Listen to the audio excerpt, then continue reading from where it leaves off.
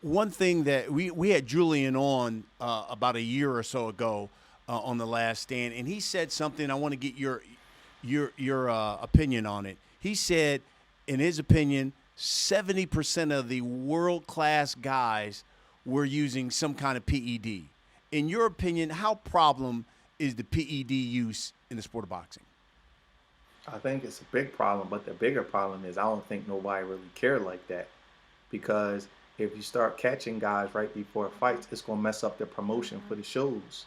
So you put all of this money into these fights, and then if you catch guys, then you have another issue because shows fall out, and then you got to bring other opponents in, and you got to do all that kind of stuff.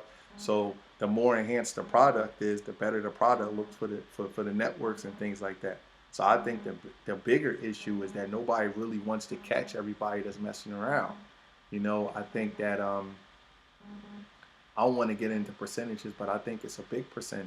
You're not having guys cut 25, 30, 40 pounds on a regular basis and still having all their strength and all their energy and going out and fighting and being at that level consistently over and over again unless you're doing something.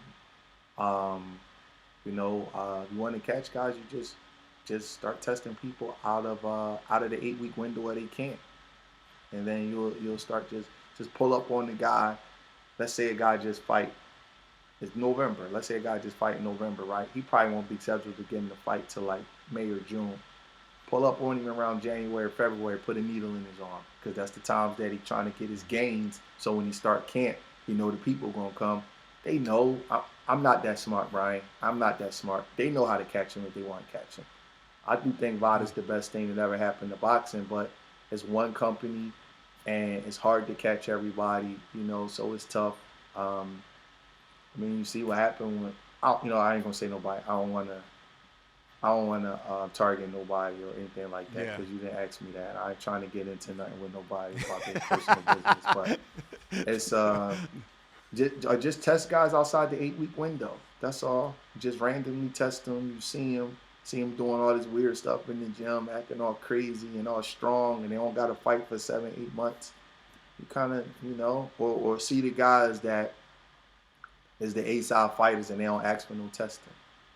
It's easy to see, you know. But it's boxing. Like, you can't complain. Yeah. You got to do everything you're supposed to do.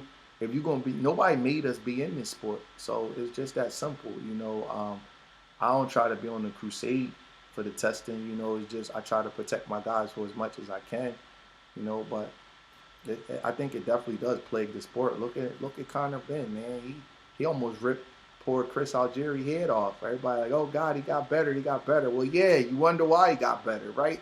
Yeah, they're You know right. what I mean? Now you see Absolutely. why he got better. You know what I mean? Yeah. And don't nobody care unless you're part of the family, you part of the team of the guy who's the victim of that. You know, and they ain't suspending guys long enough. You suspend a guy a year, and fighting once a year anyway, or once every 8, 9 months anyway. Who cares? You know, he not gonna care. It's worth it to him. It's worth it to him to do that just to get to that level, the 7-figure level. And then if he can't use it no more, he still hit the lottery because he got there already. So, you know, it's part of the Good game, point. man.